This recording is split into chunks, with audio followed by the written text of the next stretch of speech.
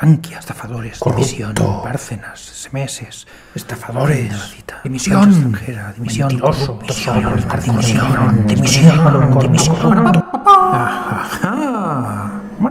Marca A sus yo. órdenes, presidente. El pueblo ya no sufre pensando en cosas a lo que no está capacitada para entender.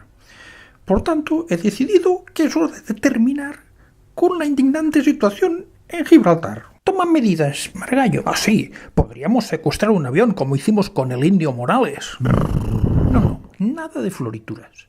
Declaraciones altisonantes, bloqueo de la verja, en fin, todo lo que nos enseñó el caudillo. Hola, me marcho a hacerle al apóstol, porque si es por Montoro y de Guindos... A sus órdenes, presidente. Margallo. A sus órdenes, presidente.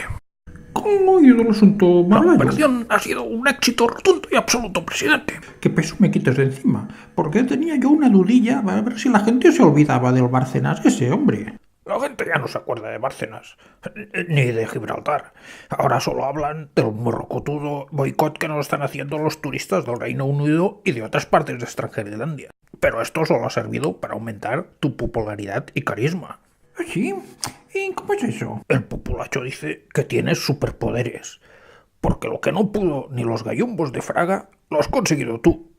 Hundir el sector turístico en pleno. Presidente. Marca España. ¡Gol!